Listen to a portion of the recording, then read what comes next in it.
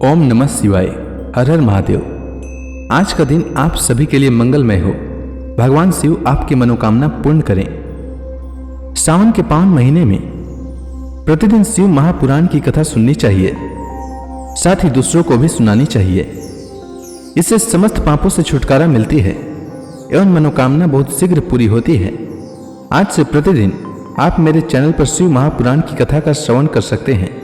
साथ ही इस चैनल पर श्रावण मास में आने वाली सभी व्रतों की कथा और व्रत संबंधी जानकारी व्रत से पहले उपलब्ध करा दी जाती है। इसलिए हमारे चैनल को अवश्य सब्सक्राइब करें, साथ ही बेल आइकन को भी दबा दें और कथा अच्छी लगे तो लाइक जरूर करें। आइए सुनते हैं शिव महापुराण पहला अध्याय। श्री शौनक जी ने पूछा, महाज्ञानी सूत जी, आप संपूर्ण सिद्धांतों के ज्ञाता हैं। प्रभु, मुझसे पुराणों की कथाओं के सार तत्व का विशेष रूप से वर्णन कीजिए। ज्ञान और वैराग्य सहित भक्ति से प्राप्त होने वाले विवेक की वृद्धि कैसे होती है तथा साधु पुरुष किस प्रकार अपने काम, क्रोध आदि मानसिक विकारों का निवारण करते हैं। इस घोर कली काल में जीव प्रायः असुर स्वभाव के हो गए हैं। उस जीव समुदाय को शुद्ध बनाने के लिए सर्वश्रेष्ठ उपाय क्या है? आप इस समय मुझे ऐसा कोई शाश्वत साधन बताइए जो कल्याणकारी वस्तुओं में भी सबसे उत्कृष्ट एवं परम मंगलकारी हो तथा पवित्र करने वाले उपायों में भी सर्वोत्तम पवित्र कारक उपाय हो। प्रभु, वह साधन ऐसा हो जिसके अनुष्ठान से शीघ्र ही अंतःकरण की विशेष शुद्धि हो जाए तथा उससे निर्मल चित्त वाले पुरुष को सदा के लिए शिव की भक्ति प्राप्त हो। श्री सूत जी कहते हैं, मुनि श्रेष्ठ शौनक, तुम धन्य हो, क्योंकि तुम्हारे हृदय में पुराण कथा सुनने का विशेष प्रेम एवं लालसा है। इसलिए मैं शुद्ध बुद्धि से विचार कर तुमसे परम उत्तम शास्त्र का वर्णन करता हूं। वत्स, वह संपूर्ण शास्त्रों के सिद्धांत से संपन्न, भक्ति आदि को बढ़ाने वाला तथा भगवान शिव को संतुष्ट करने वाला है। कानों के लिए रसायन, अमृत स्वरूप तथा दिव्य है, तुम उसे श्रवण करो। मुने, वह परम उत्तम शास्त्र है शिव पुराण, जिसका पूर्व काल में भगवान शिव ने ही प्रवचन किया था। यह काल रूपी सर्प से प्राप्त होने वाले महान त्रास का विनाश करने वाला उत्तम साधन है। गुरुदेव व्यास ने सनत कुमार मुनि का उपदेश पाकर बड़े आदर से संक्षेप में ही इस पुराण का प्रतिपादन किया है। इस पुराण के प्रणयन का उद्देश्य है कलयुग में उत्पन्न होने वाले मनुष्यों के परम हित का साधन। यह शिव पुराण परम उत्तम शास्त्र है। इसे इस भूतल पर भगवान शिव का वांग्मय स्वरूप समझना चाहिए और सब प्रकार से इसका सेवन करना चाहिए। इसका पठन और श्रवण सर्व साधन रूप है। इससे शिव भक्ति पाकर श्रेष्ठतम स्थिति में पहुंचा हुआ मनुष्य शीघ्र ही शिव पद को प्राप्त कर लेता है। इसलिए संपूर्ण यत्न करके मनुष्यों ने इस पुराण को पढ़ने की इच्छा की है अथवा इसके अध्ययन को अभिष्ट साधन माना है। इसी तरह इसका प्रेम पूर्वक श्रवण भी संपूर्ण मनोवांछित फलों को देने वाला है। भगवान शिव के इस पुराण को सुनने से मनुष्य सब पापों से मुक्त हो जाता है तथा इस जीवन में बड़े बड़े उत्कृष्ट भोगों का उपभोग करके अंत में शिव लोक को प्राप्त करता है। यह शिव पुराण नामक ग्रंथ 24,000 श्लोकों से युक्त है। इसके 7 संहिताएं हैं। मनुष्य को चाहिए कि वह भक्ति, ज्ञान और वैराग्य से संपन्न हो बड़े आदर से इसका श्रवण करे। 7 संहिताओं से युक्त यह दिव्य शिव पुराण पर ब्रह्म परमात्मा के समान विराजमान है और सबसे उत्कृष्ट गति प्रदान करने वाला है। जो निरंतर अनुसंधान पूर्वक इस शिव पुराण को बांचता है अथवा नित्य प्रेम पूर्वक इसका पाठ मात्र करता है, वह पुण्यात्मा है, इसमें संशय नहीं है। जो उत्तम बुद्धि वाला पुरुष अंतकाल में भक्ति पूर्वक इस पुराण को सुनता है, उस पर अत्यंत प्रसन्न हुए भगवान महेश्वर उसे अपना पद प्रदान करते हैं।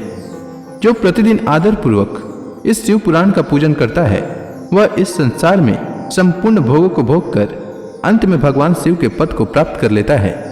जो प्रतिदिन आलस से रहित हो रेशमी वस्त्र आदि के वेष्टन से इस शिव पुराण का सत्कार करता है, वह सदा सुखी होता है।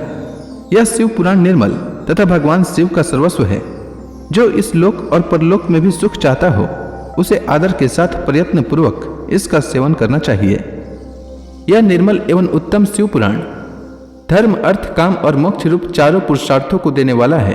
अतः सदा प्रेम पूर्वक इसका श्रवण एवं विशेष पाठ करना चाहिए। अब आइए सुनते हैं शिव महापुराण कथा का दूसरा अध्याय। श्री शौनक जी ने कहा, महाभाग सुत जी, आप धन्य हैं, परमार्थ तत्व के ज्ञाता हैं। आपने कृपा करके हम लोगों को यह बड़ी अद्भुत एवं दिव्य कथा सुनाई है। भूतल पर इस कथा के समान कल्याण का सर्वश्रेष्ठ साधन दूसरा कोई नहीं है। यह बात हमने आज आपकी कृपा से निश्चय पूर्वक समझ ली। सुत जी, कलयुग में इस कथा के द्वारा कौन कौन से पापी शुद्ध होते हैं, उन्हें कृपा पूर्वक बताइए और इस जगत को कृतार्थ कीजिए। सुत जी बोले, मुने, जो मनुष्य पापी, दुराचारी, खल तथा काम क्रोध आदि में निरंतर डूबे रहने वाले हैं, वे भी इस पुराण के श्रवण पठन से अवश्य ही शुद्ध हो जाते हैं। इसी विषय में जानकर मुनि इस प्राचीन इतिहास का उदाहरण दिया करते हैं, जिसके श्रवण मात्र से पापों का पूर्णतया नाश हो जाता है। पहले की बात है, कहीं की रातों के नगर में एक ब्राह्मण रहता था, जो ज्ञान में अत्यंत दुर्बल, दरिद्र, रस बेचने वाला तथा वैदिक धर्म से विमुख था।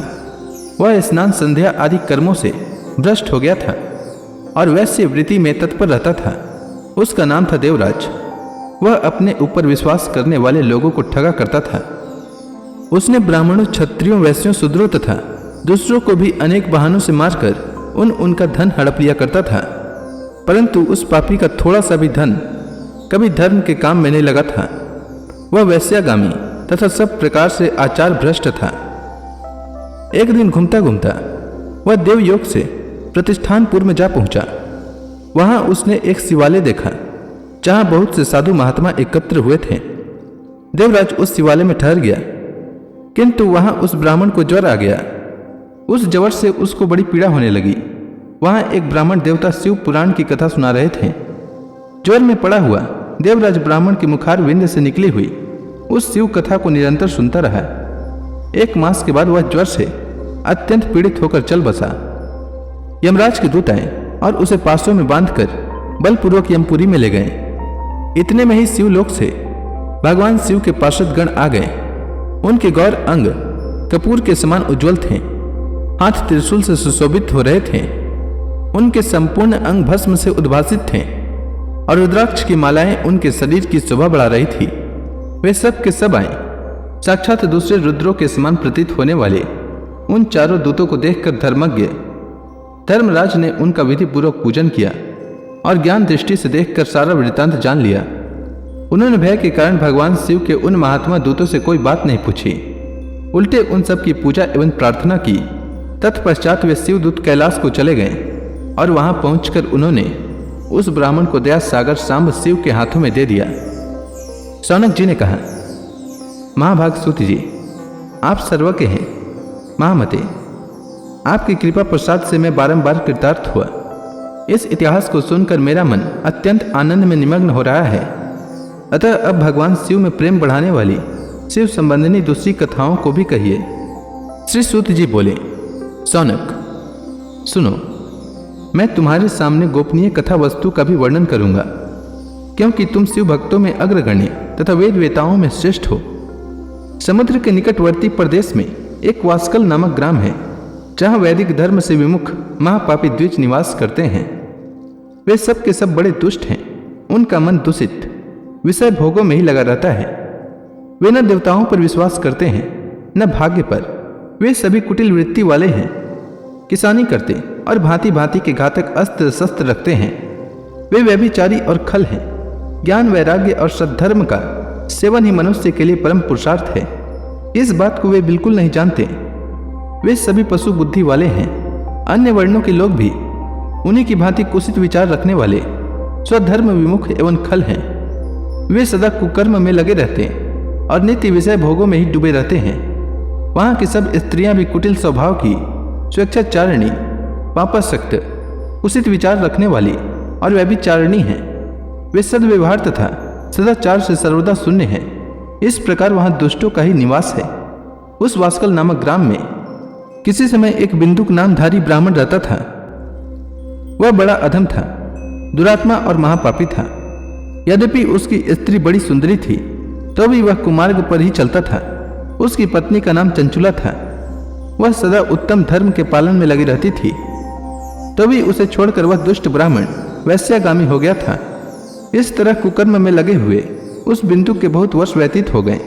उसकी स्त्री चंचुला काम से पीड़ित होने पर भी स्वधर्मनाश के भय से कलेश सहकर भी दीर्घ काल तक धर्म से भ्रष्ट नहीं हुई, परंतु दुराचारी पति के आचरण से प्रभावित हो आगे चलकर वह स्त्री भी दुराचारिणी हो गई। इस तरह दुराचार में डूबे हुए उन मूढ़ चित्त वाले पति पत्नी का बहुत सा समय व्यर्थ बीत गया। तदंतर वैश्या का पति बना हुआ वह दूषित बुद्धि वाला दुष्ट ब्राह्मण बिंदु समयानुसार मृत्यु को प्राप्त हो नरक में जा पड़ा। बहुत दिनों तक नरक के दुख भोग कर वह मूढ़ बुद्धि पापी विंध्य पर्वत पर भयंकर पिशाच हुआ। इधर उस दुराचारी पति बिंदु के मर जाने पर वह मूढ़ हृदया चंचुला बहुत समय तक पुत्रों के साथ अपने घर में ही रही। एक दिन देवयोग से किसी पुण्य पर्व के आने पर वह स्त्री भाई बंधुओं के साथ गोकर्ण क्षेत्र में गई। तीर्थयात्रियों के संग से उसने भी उस समय जाकर किसी तीर्थ के जल में स्नान किया। फिर वह मेला देखने की दृष्टि से बंधुजनों के साथ यत्र तत्र घूमने लगी। घूमती घूमती किसी देव मंदिर में गई और वहां उसने एक देवज्ञ ब्राह्मण के मुख से भगवान शिव की परम पवित्र एवं मंगलकारिणी उत्तम पौराणिक कथा सुनी। कथावाचक ब्राह्मण कह रहे थे कि जो स्त्रियां पर पुरुषों के साथ व्यभिचार करती हैं वे मरने के बाद जब यमलोक में जाती हैं तब यमराज के दूत उन्हें बड़ा कष्ट देते हैं। पौराणिक ब्राह्मण के मुख से यह वैराग्य बढ़ाने वाली कथा सुनकर चंचुला भय से व्याकुल हो वहां कांपने लगी। जब कथा समाप्त हुई और सुनने वाले सब लोग वहां से बाहर चले गए तब वह भयभीत नारी एकांत में शिव पुराण की कथा बांचने वाले उन ब्राह्मण देवता से बोली। चंचुला ने कहा, ब्राह्मण, मैं अपने धर्म को नहीं जानती थी, इसलिए मेरे द्वारा बड़ा दुराचार हुआ है। स्वामी, मेरे ऊपर अनुपम कृपा करके आप मेरा उद्धार कीजिए। आज आपके वैराग्य रस से ओतप्रोत इस प्रवचन को सुनकर मुझे बड़ा भय लग रहा है। मैं कांप उठी हूँ और मुझे इस संसार से वैराग्य हो गया है। मुझ पापिनी को धिक्कार है। मैं सर्वथा निंदा के योग्य हूँ, कुसित विषयों में फंसी हुई हूँ और अपने धर्म से विमुख हो गई हूँ। हाय, न जाने किस किस घोर कष्टदायक दुर्गति में मुझे पड़ना पड़ेगा और वहाँ कौन बुद्धिमान पुरुष कुमार्ग में मन लगाने वाली मुझ पापिनी का साथ देगा। मृत्यु काल में उन भयंकर यमदूतों को मैं कैसे देखूंगी। जब वे बलपूर्वक मेरे गले में फंदे डालकर मुझे बांधेंगे तब मैं कैसे धीरज धारण कर सकूंगी। नरक में जब मेरे शरीर के टुकड़े टुकड़े किए जाएंगे उस समय विशेष दुख देने वाली उस महायातना को मैं वहां कैसे सहूंगी।